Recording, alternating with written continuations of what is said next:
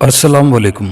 Subscribe कीजिए और bell icon press कर दीजिए ताकि नेक्स्ट वीडियो का नोटिफिकेशन आपको बआसानी मिलता रहे।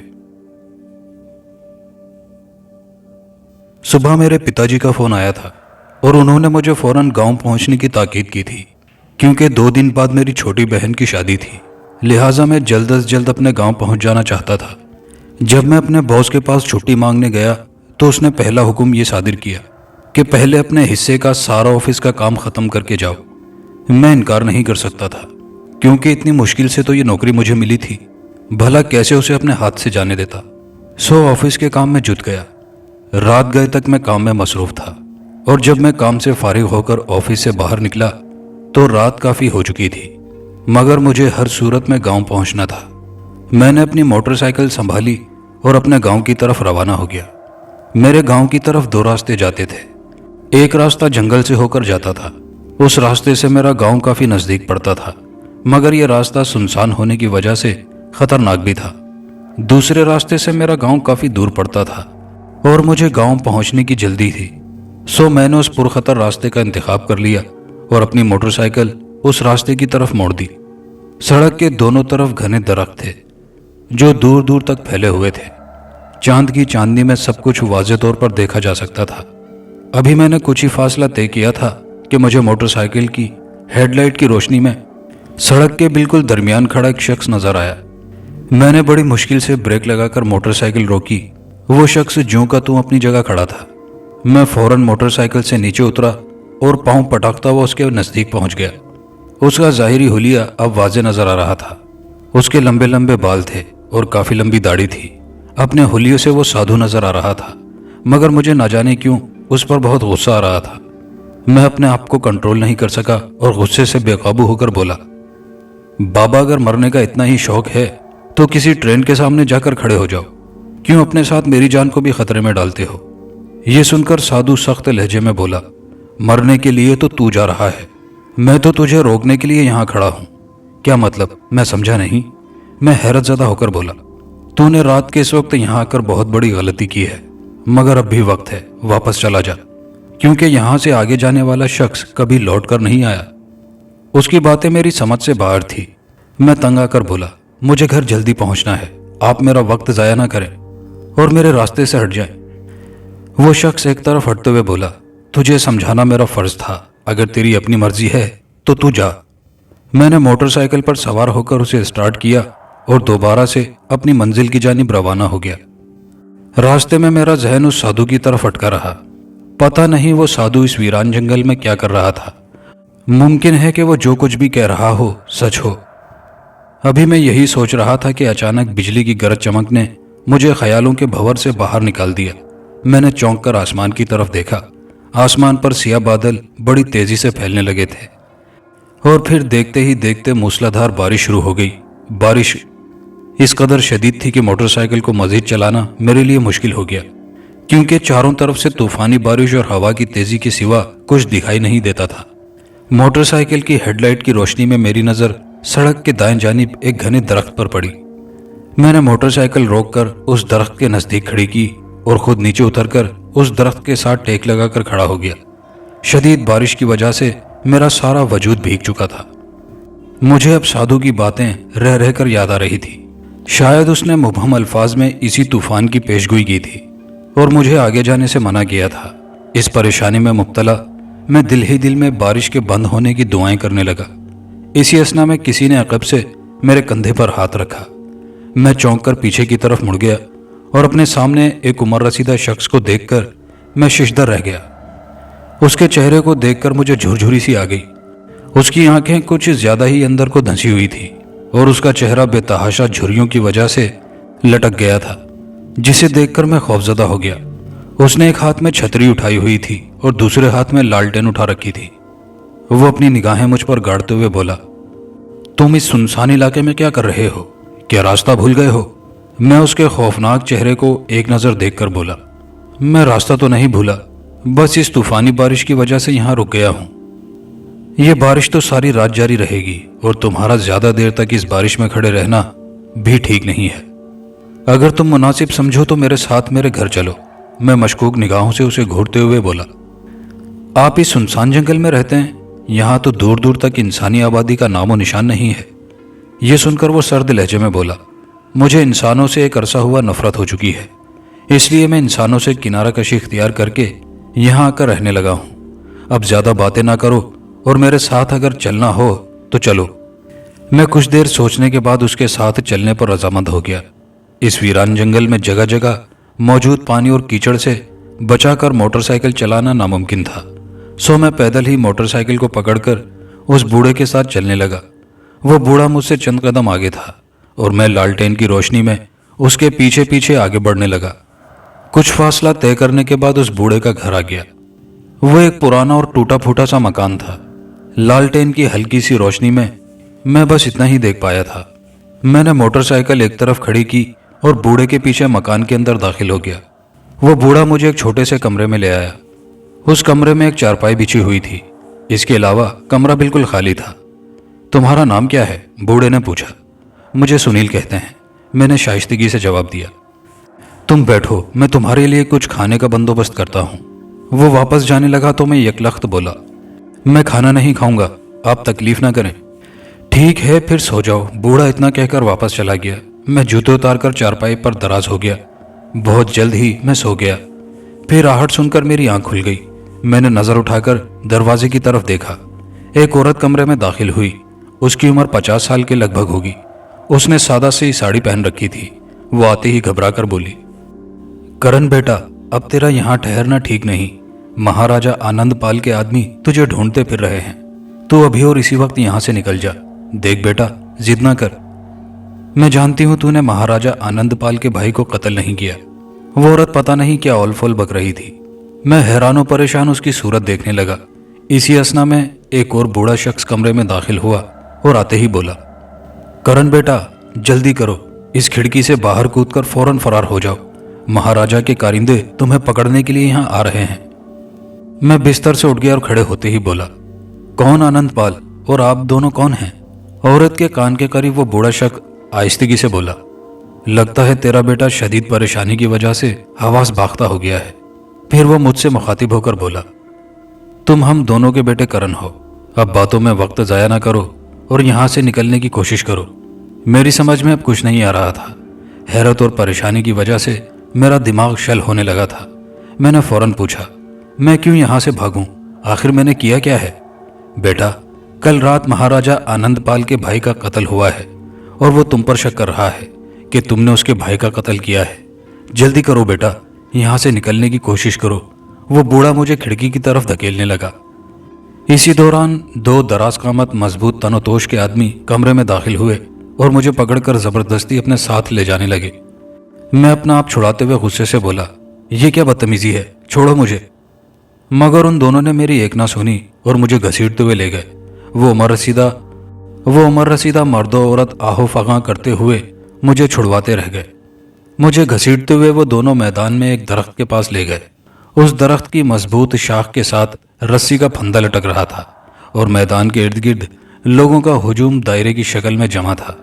अचानक मेरी नज़र एक कवि हैकल शख्स पर पड़ी जो कि मैदान में एक बड़े पत्थर पर खड़ा था और लोगों को मुखातिब करके चीख चीख कर बोल रहा था, तुम सब जानते हो इस खबीस शख्स को।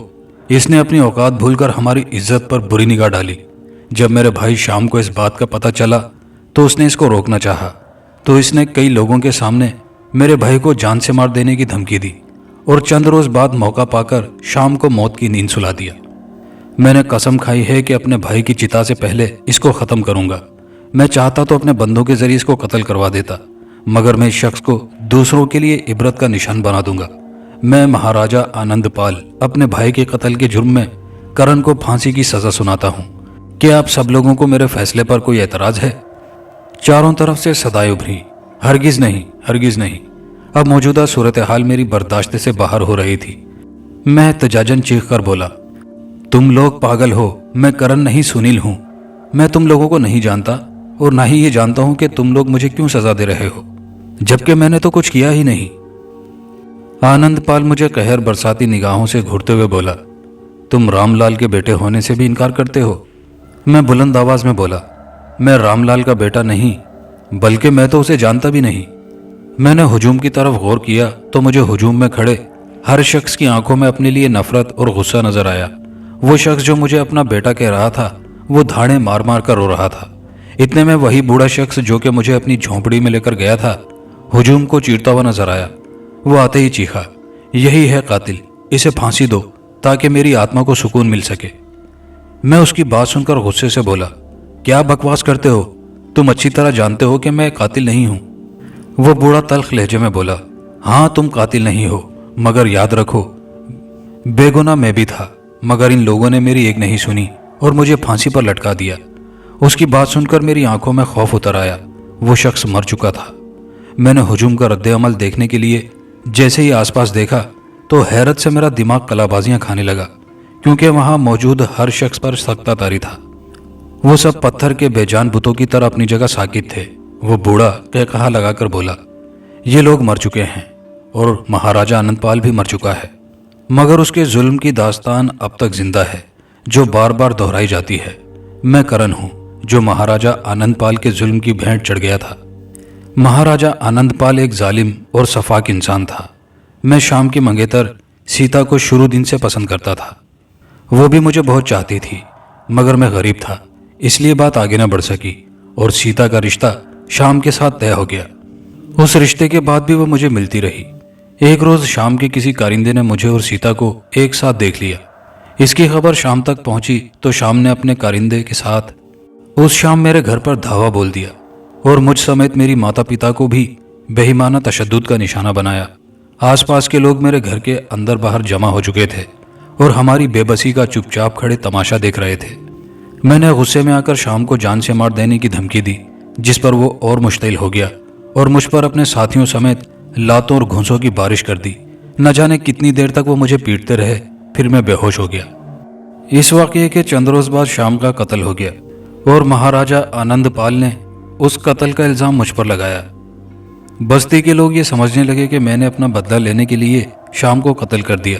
मैं बहुत चिल्लाया, अपनी सफाई पेश करता रहा, मगर किसी ने मेरी एक नहीं सुनी और मुझे फांसी पर लटका दिया गया। इस सानेहे के बाद हमारी बस्ती में शदीद तूफान आया और बस्ती का नामो निशान मिट गया। आज इस सानेहे को बरसों गुजर गए, मगर जुल्म और बर्बरियत की दास्तान अब भी जिंदा है जो हर साल दोहराई जाती है। आज महाराजा के जुल्म की भेंट तुम चढ़ोगे और मैं तुम्हारा तमाशा देखूंगा, जैसे कभी इन लोगों ने मेरा तमाशा देखा था। इतना कहकर वो बूढ़ा गायब हो गया, मगर उसके कह कहे फिर भी मेरे कानों में गूंजते रहे। उसके गायब होते ही वहां खड़े हर शख्स को जैसे होश आ गया। गम और गुस्से से मेरा दिमाग फटने लगा। मैं चीखा, मैं ऐसा हरगिज नहीं होने दूंगा। मैंने अपनी कोहनी एक आदमी के पेट में मारी तो वो कराह कर दोहरा हो गया। मैंने फौरन पूरी कुव्वत से अपनी टांग दूसरे आदमी की पसली में मारी तो वो उछलकर एक तरफ जा गिरा।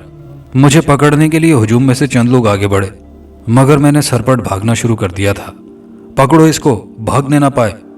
हुजूम में से कोई बुलंद आवाज में चीखा और मुझे अपने पीछे कई भागते हुए कदमों की आवाजें सुनाई देने लगी।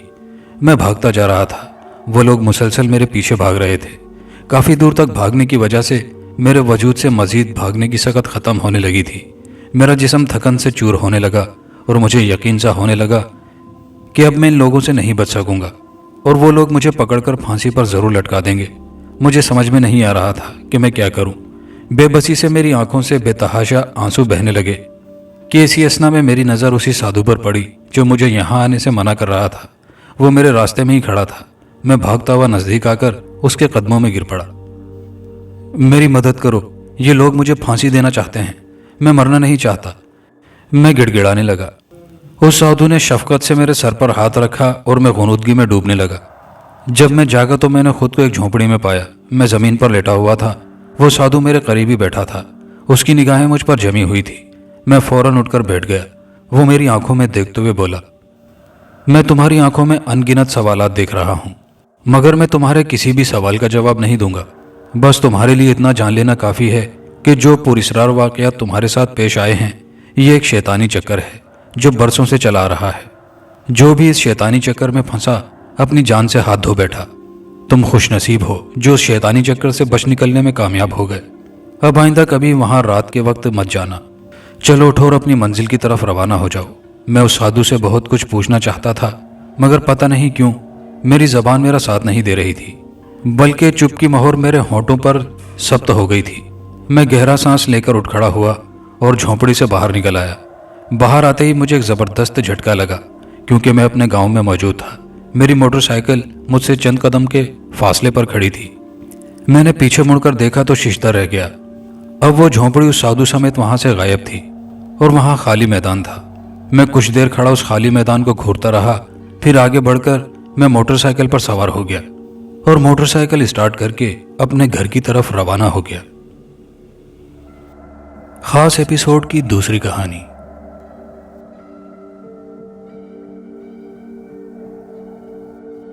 गर्मी ने फिजा को जहन्नुमज़ार बना रखा था। हर चेहरा फीका था, हर होंठ खुश्क था। ढेरों पानी पी जाने के बाद पेट तो भर जाता था, मगर जी नहीं भरता था। इस प्यास का कोई इलाज ना था और पसीना था कि निकलता ही रहता।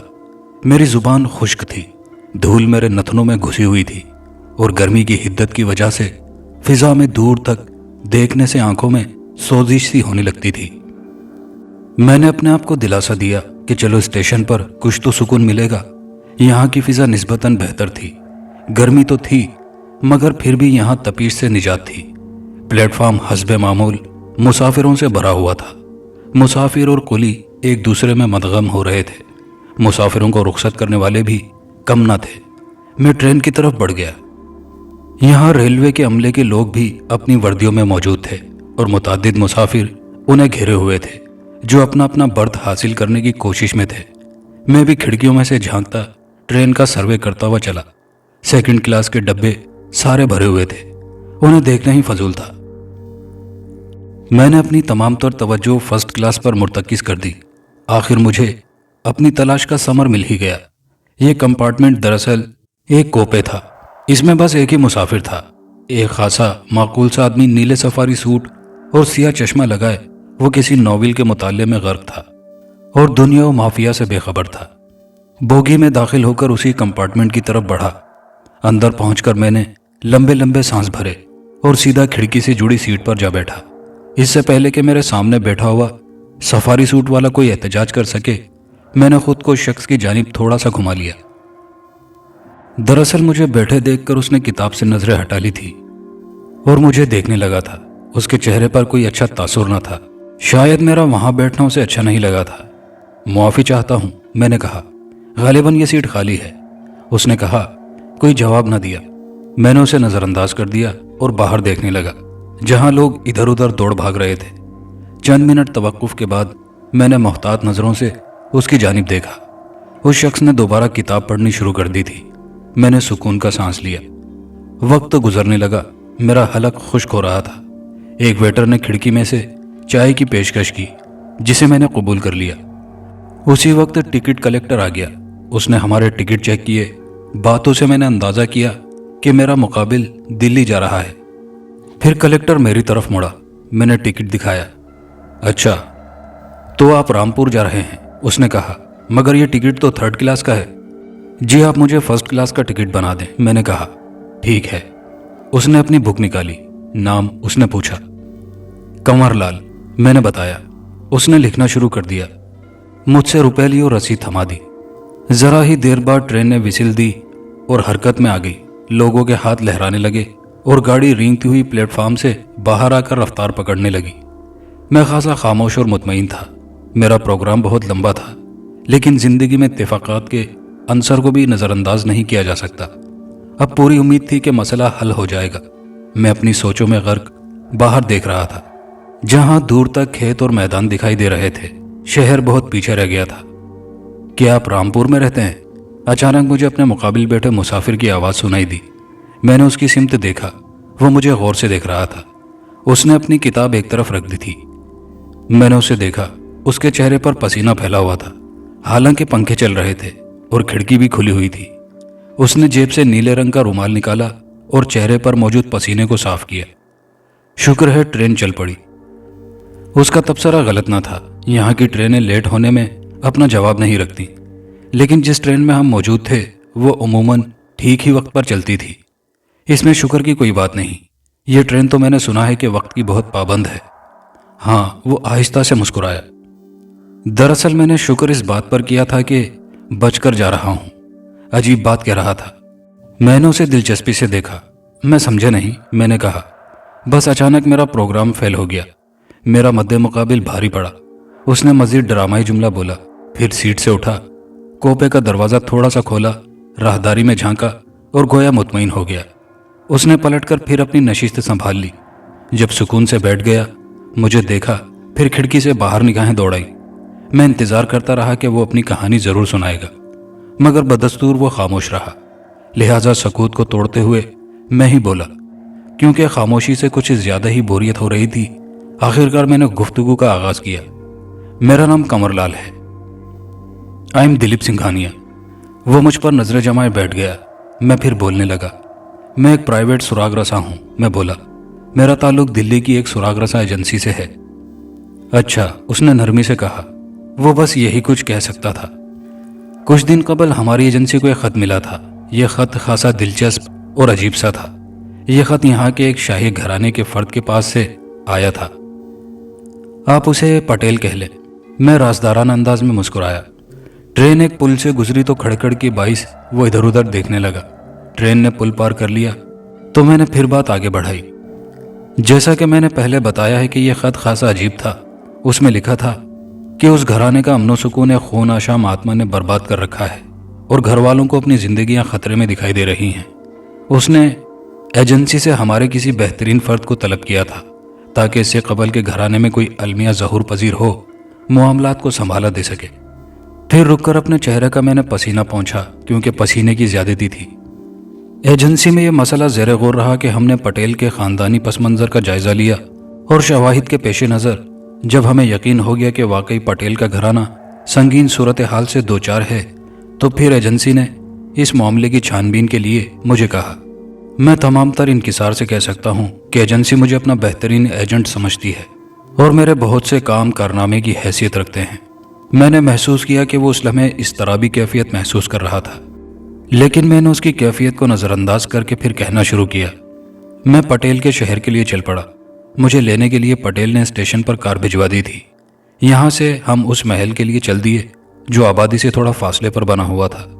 महल की 2 मंजिला इमारत, उसमें कोई 30 के करीब कमरे थे और ये उनकी जायदाद के दरमियान वाक़ थी। कार में से मैंने देखा उस पर उफ्ताद ज़माना का गहरा असर हो रहा था और उसकी देखभाल भी शायद अच्छी तरह नहीं हो रही थी। ये कोई ख़ास बात न थी। इतने बड़े महल की देखभाल आज के ज़माने में आसान नहीं होती। आखिरकार हम महल की बड़ी इमारत तक पहुँचे।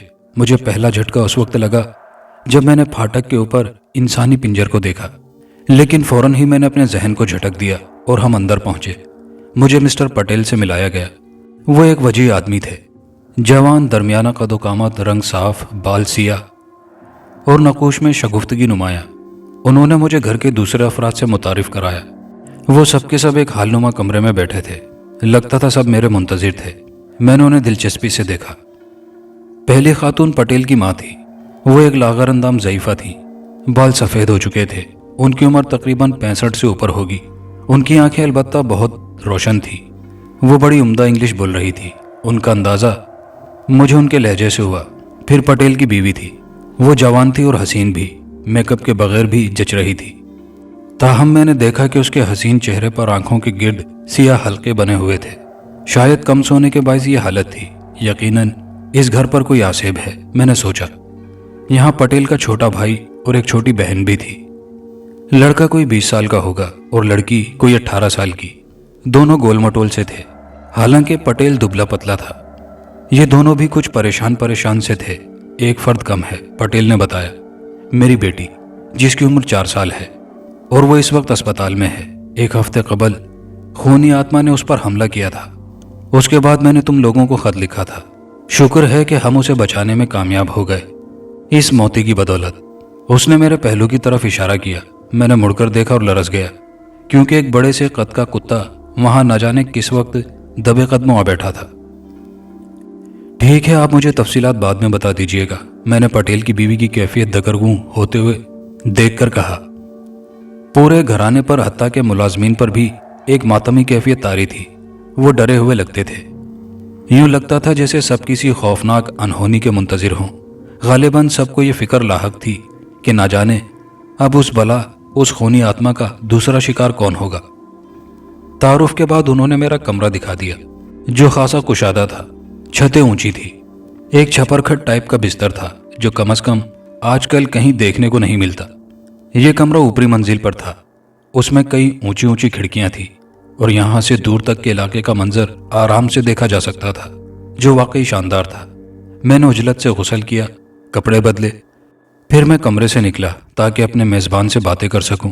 वो ड्राइंग रूम में मेरे मुंतजिर थे। यह भी हाल जैसा कमरा था। इसमें 2 अदद आतिशदान थे, कोई दर्जन भर सोफे पड़े हुए थे। यहाँ छत पर 4 अदद फानूस लटके हुए थे। हम अपनी अपनी नशिस्तों पर आराम से बैठ गए। सूरज डूब चुका था और अब रात अपने पर फैला रही थी। पटेल ने मुलाजिम से मशरूबात लाने के लिए कहा। जब वो चला गया तो वो मुझसे मुखातिब हुआ। जैसा कि तुम जानते हो कि हम महाराज खानदान में से हैं। ये महल हमारे पुरखों का एक तफरीही महल था और बरसों से खाली पड़ा था। हम इसमें पिछले बरस ही आए हैं। तुम्हें मालूम है कि हुकूमत ने हमारी बहुत सी जायदादें ले ली हैं। हमारा रिहायशी महल भी ले लिया गया, मगर मेरे आजहानी पिता ने इसे नहीं छोड़ा था। जब हुकूमत ने ज़बरदस्ती हम लोगों को निकाला तो उन पर दिल का दौरा पड़ा। हमने उन्हें अस्पताल पहुंचा दिया था और हम सब इस जगह यानी यहाँ शिफ्ट हो गए। जब मेरे पिता की हालत संभली और उन्हें मालूम हुआ कि हम घर से निकलकर यहाँ आ गए हैं तो वह खासे परेशान हो गए और उन्होंने मुझे तलब किया और कहा हम इस महल को फौरन खाली कर दें। मेरी समझ में कुछ ना आया कि वो आखिर मना क्यों कर रहे हैं। उनका कहना था कि हमें शहर से दूर इस वीराने में रहने की ज़रूरत नहीं। मैंने उनसे कहा कि हम लोग इस जगह बड़े आराम से हैं। शहर में हमारे लिए कोई बड़ा मकान लेकर रहने में काफ़ी खर्च आएगा, मगर वो इसी बात पर तुले हुए थे कि हम ये घर छोड़ दें।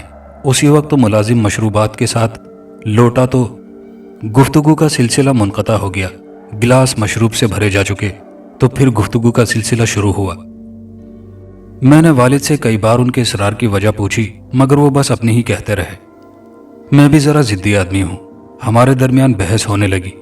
चंद रोज़ बाद मुझे फिर बुलाया गया तो मुझे मालूम हुआ कि पिताजी की हालत बहुत ख़राब है। मुझे उनसे बात करने की इजाज़त दे दी गई। दरअसल डॉक्टर अब नाउम्मीद हो चुके थे। मैं उनसे मिला तो उनकी हालत बहुत ख़राब थी। आवाज़ बहुत नहीफ थी।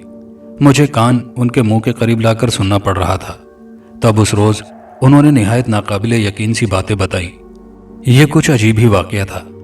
उसका लुब्बे लुबाब अब तुम्हें सुनाता हूँ। पटेल ने कहा, बहुत बरसों पहले का तस्करा था। ये इस सदी के इब्तिदाई हिस्से का। हमारे ये घर हमारे एक बुजुर्ग के पास था। उनका नाम विक्रम सिंह था। हमारे ये बुजुर्ग अच्छी शोहरत के हामिल न थे, निहायत अजियत पसंद थे। अपनी रियाया और मुलाजमों का उन्होंने नाक में दम कर रखा था। हत्ता कि उनके बच्चे, बीवी और रिश्तेदार भी उनसे नालां थे। सब उनसे डरते थे, बल्कि अंदरूनी तौर से नफरत भी करते थे।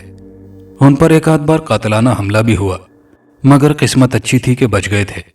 उस वक्त के जो राजा थे ये उनके छोटे भाई थे। मैं समझता हूं कि उनकी हरकत के पासे पर्दा एहसास महरूमी था कि राजपाट उन्हें नहीं मिला था, और यह भी मुमकिन है कि उनके दिमाग में कुछ खलल रहा हो। बहरहाल एक दिन उनके सेक्रेटरी को ठोकर लगी और उसकी वजह से वो गर्म पानी का प्याला जो उनकी मेज पर रखा था और जिसके पीछे ये साहब बराजमान थे उलट गया और तमाम पानी उन पर जा गिरा। बस कयामत आ गई। उन्होंने सेक्रेटरी को बंधवा दिया और एक चाकू लेकर उस गरीब के बदन पर लातादाद जख्म लगाए, हत्ता कि वो गरीब खून के ज्यादा बह जाने की वजह से मर गया। अब बताओ, क्या इस हरकत से दीवानापन नहीं झलकता? वो रुक गया। फिर उसने गिलास से मशरूब की चंद चुस्कियां ली और बोला। गरीब सेक्रेटरी ने उनकी बेहद मिन्नतें की, मगर बेकार। फिर यूं हुआ कि जब वो मरने लगा तो उसने विक्रम सिंह को बद्दुआ दी। यहाँ ये जान लो कि ये सेक्रेटरी एक पढ़ा लिखा शख्स था और काफ़ी जहां दीदा था। उसने जो बद्दुआ दी वो मंत्र और काले जादू की बुनियाद पर थी। उसने कसम खाई थी कि मरने के बाद वह एक खून आशाम यानी खूनी आत्मा की शक्ल में वापस आएगा और विक्रम सिंह और उसके घराने को मुस्तकिल अजियतें पहुंचाएगा। उसके बाद वो मर गया। 6 माह बाद एक सुबह विक्रम सिंह की लाश मिली। उसका नरखरा उधड़ा हुआ था और सारा बिस्तर खून से तर था। यह सब कैसे हुआ, इसका कोई इल्म किसी को ना हो सका। हालांकि तमाम खिड़की और दरवाजे अंदर से बंद थे। पटेल रुका। कुछ सोचने के बाद वो फिर से गोया हुआ। विक्रम सिंह की मौत के बाद चंद बरसों में घर के 3 अफराद और जान से गए। जिन्होंने इस महल में रिहाइश इख्तियार की थी। हर दफा लाश का नरखरा उधड़ा हुआ मिला, जबकि तमाम खिड़कियां और हर दरवाजा अंदर से बंद होता था। कातिल का कभी पता निशान कहीं नहीं मिला। उन मरने वालों में 2 बच्चे और एक मर्द शामिल था। जाहिर है कि ये वाकयात परेशान कुन थे। लोग इस जगह से कतराने लगे थे, मुलाजिमीन भाग चुके थे और फिर ये रिहाइशगाह छोड़ दी गई थी। बस चंद निगरान इसे आकर देखा करते थे। मेरे पिताजी ने मरने से कबल बस इतनी बातें मुझे बताई थी। हकीकत यह है कि यह कहानी मुझे मुतासिर न कर सकी थी, खुसूसन इस जदीद दौर में। आज के ज़माने में यह खूनी आत्मा वाली बात मेरे हलक से नहीं उतरी थी। मगर अब ये सूरत हाल है कि मैं अपनी सोच पर शर्मिंदा हो रहा हूँ। पटेल कुछ देर रुका तो मैंने उसे देखा। मुझे भी ताजुब हो रहा था। खून आशाम या खूनी आत्मा वगैरह का इस सदी में कहाँ गुजर। ये सारी फरसूदा रिवायात थी, एक ख़ास वक्त में ही ठीक थी। मेरे पिताजी का इंतकाल हो गया। पटेल ने बात आगे बढ़ाई। बाद में ये मामला मैंने घर वालों के सामने रखा। मेरी माताजी ने ये कहानी कहीं सुनी तो थी, मगर मेरे पिताजी ने उनसे इससे ज़्यादा बातें नहीं की थी। उनका कहना था कि ये सारी बातें वहमों और अकीदों की पैदावार होंगी। मेरा भी कुछ ऐसा ही ख्याल था। शहर में मुनासिब रिहाइश का मसला गंभीर था। अपनी शायान शान जगह के लिए हमें बहुत कुछ खर्च करना पड़ता। बस हम सब ने तय किया कि ऐसी जगह पर रहा जाए। कुछ अरसे तक बिल्कुल ठीक ठाक रहा। हम मुतमईन हो चले थे कि सारी बातें बदअकीदगी के सिवा कुछ नहीं थी। मगर तभी वो खूनी जाहिर हुआ और उसने अपना वार किया। उस रात में एक पार्टी में गया हुआ था। वापस पलटा तो थका हुआ था, बिस्तर पर गिरते ही सो गया। मगर रात के किसी पहर मेरी आंख अचानक खुली। कोई मेरे बिस्तर के करीब खड़ा था। वो आम से कपड़ों में था, आम आदमी जैसा। बस उसमें अगर कोई अजीब बात थी तो वो उसकी आंखें थी। उसकी आंखें आम आदमियों की आंखों से मुख्तलिफ थी, खूनी कबूतर की तरह सुर्ख और किसी अंगारे की तरह दहकती हुई। मैं उन आंखों को देखकर लरस कर रह गया। मैंने चीखने के लिए मुंह खोला, मगर आवाज़ हलक में ही फंस गई। फिर वो हेवला आहिस्ता आवाज़ में मुझसे मुखातिब हुआ, जाओ, चले जाओ यहाँ से। मेरी तुमसे कोई दुश्मनी नहीं, और हाँ, अगर तुमने मेरी बात ना मानी तो फिर मैं तुम्हारा भी दुश्मन हो जाऊंगा। मैंने कसम खा रखी है कि मैं तुम्हारे खानदान के खून से अपनी प्यास बुझाता रहूंगा। वो हेवला गायब हो गया ये बोलकर। तो मैं हड़बड़ाकर बिस्तर पर उठ बैठा और काफ़ी देर तक हाँफता रहा। मैंने अपनी बीवी को जगाकर बताया, जो इस तमाम वाक़ये के दौरान आराम से सोई हुई थी। उसे यकीन न आया। उसका ख्याल था कि मैंने शायद कोई ख्वाब देखा है। हमने खिड़कियों और दरवाज़ों को देखा, सब बंद थे। कमरे में कोई बेतरतीबी ना थी। हमारी छोटी बच्ची आराम से सोई हुई थी। दूसरी सुबह को मैं घर से निकल गया। मैंने शहर में तफ्तीश की कि शायद कोई मौजू मुकाम मिल जाए। मैं अब इस महल में रुकना नहीं चाहता था। मैंने घर वालों को सिवाय अपनी बीवी के कुछ नहीं बताया था। काफ़ी कोशिश की, लेकिन एक मौजू तो क्या, नामौजू जगह भी किराए के लिए न मिल सकी। उस रात मैं जल्दी सोने के लिए चला गया। मोती हमारा कुत्ता बरामदे में सोता है। खुशकिस्मती से उस रात वो आशा हमारी बेटी के साथ खेल रहा था। फिर सोते वक्त वो मेरे बिस्तर तले चला गया। हमने दरवाज़ा बंद कर लिया और वो अंदर ही रह गया था। रात 2 बजे के करीब में उसके भौंकने के शोर से जाग गया। मेरी बीवी भी जाग गई थी और फिर यकदम उसने चीखना शुरू कर दिया। वो खूनी उस रात फिर हमारे कमरे में था।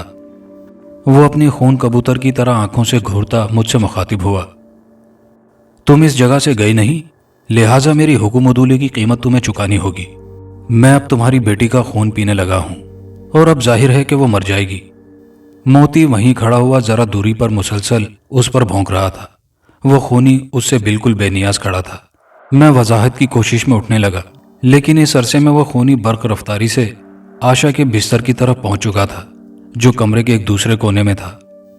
ये मोती था जिसने आशा की जान बचाई। हमारे बस की तो बात ना थी। उधर वो खूनी आशा के बिस्तर की तरफ लपका, उधर मोती ने भी हरकत की। फिर एक खौफनाक सी कशमकश का एहसास हुआ। एकदम से खूनी आत्मा का हेवला गायब हो गया। खुद मोती भी चकरा गया था कि उसका शिकार किधर गया। हम दोनों मियाँ बीवी लपक कर आशा के बिस्तर की तरफ दौड़े तो हमने देखा कि वो गशी की कैफियत में है और उसका तकिया खून से तर है। उसकी नाजुक सी गर्दन में किसी के दांत का गहरा जख्म मौजूद था।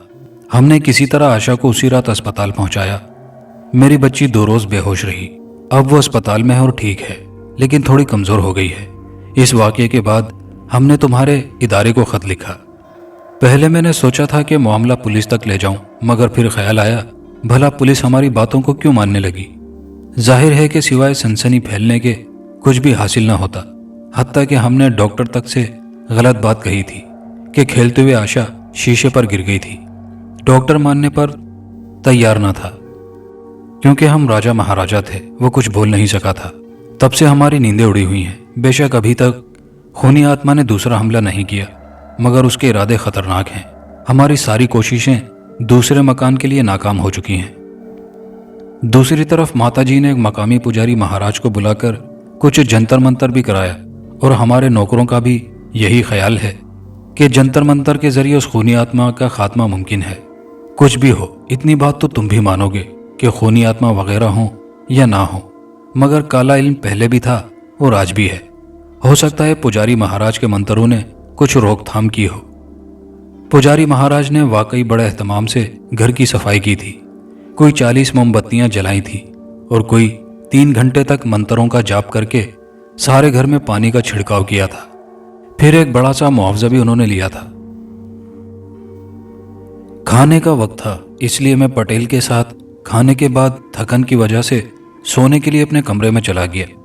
कुछ देर में जागता रहा। सारी बातें मेरे जहन में घूम रही थी। खूनी आत्मा यानी खून आशाम, खून पीने वाली मखलूक 16वीं 17वीं सदी में आम थी, मगर आज के दौर में ताहम पटेल जैसा तालीम याफ्ता शख्स भी दहला हुआ था।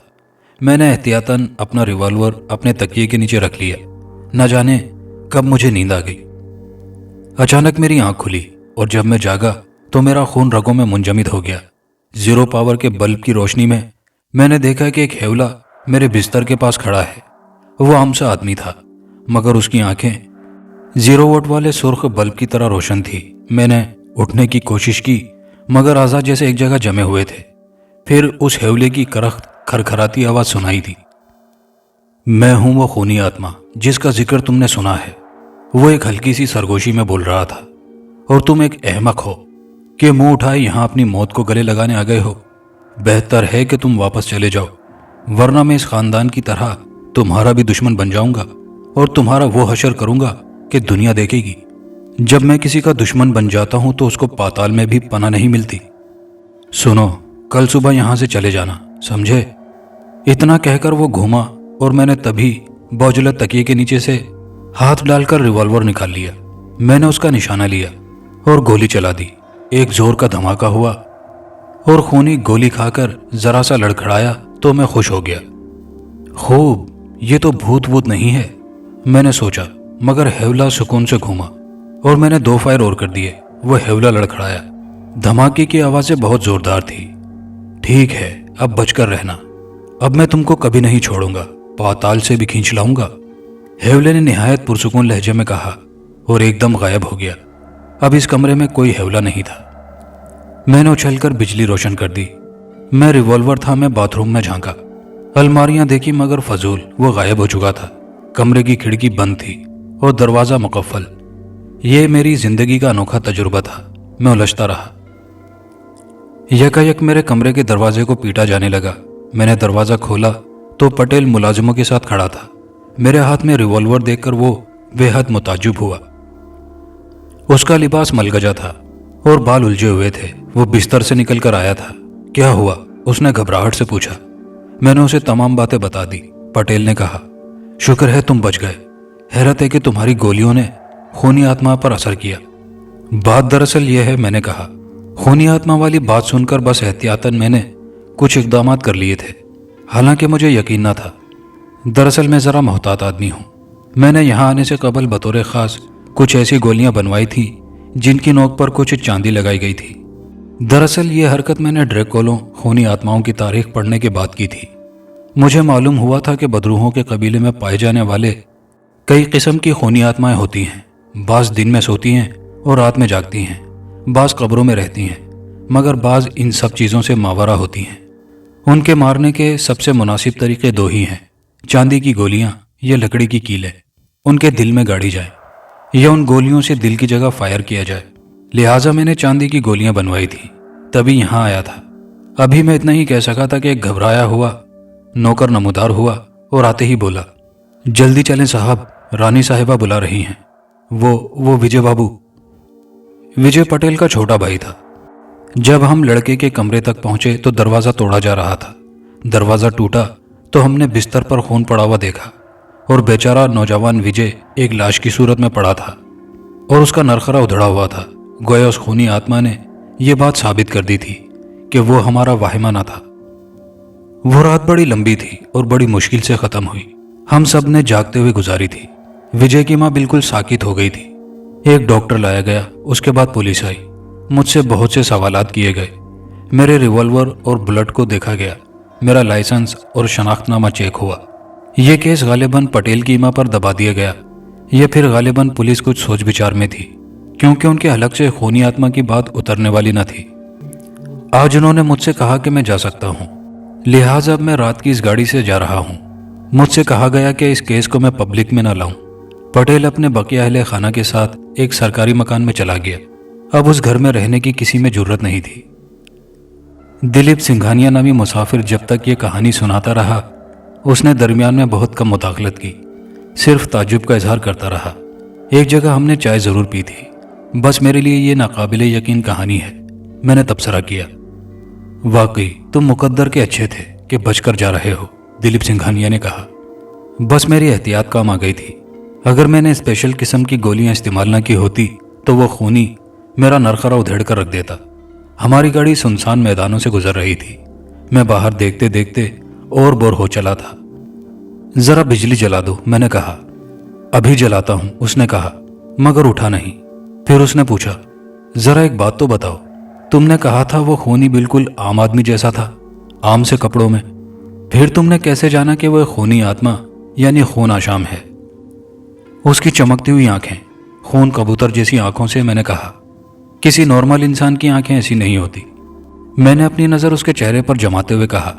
پہلی بار اس نے اپنا چشمہ ہٹایا اور اس نے مجھے گھورتے ہوئے اپنی آنکھوں کی سمت اشارہ کیا اور پوچھا، کیا وہ آنکھیں ایسی تھیں؟ اس کی نگاہیں میرے چہرے پر پڑی اور خوف سے میرے چہرے کے نقوش مسخ ہو کر رہ گئے۔ پھر قبل اس کے کہ میرے کھلتے ہوئے منہ سے کوئی چیخ ابھر سکتی، اس نے مجھ پر چھلانگ لگا دی۔ لیکن وہ اپنے مقصد میں کامیاب ہوتا آنن فانن میرے ریوالور سے ایک شعلہ سا لپکا اور اس کے بائیں طرف دل کی جگہ پیوست ہو گیا۔ ایک ناقابل فراموش دل خراش اور دلدوز کربناک آواز اس کے منہ سے خارج ہوئی اور وہ لہراتا ہوا کھلی کھڑکی سے باہر فضا میں گم ہو گیا۔ میری حالت غیر تھی، میری سانسیں اتھل پتھل تھیں۔ خیر تھوڑی دیر میں سنبھلا اور بھگوان کا شکر ادا کیا۔ اس کے بعد میں نے اطمینان کا سانس لیا اور اس خونی آتما کے متعلق سوچنے لگا، اور اب آہستہ آہستہ صبح کی سفیدی نمودار ہو رہی تھی۔ دوستو، کہانی اچھی لگی ہو تو ویڈیو کو لائک شیئر ضرور کیجیے گا، کمنٹ باکس میں اپنی رائے کا اظہار کیجیے گا، اور چینل پر نئے آنے والے دوستوں سے گزارش ہے کہ ہمارے چینل کو لازمی سبسکرائب کر دیجیے۔ شکریہ۔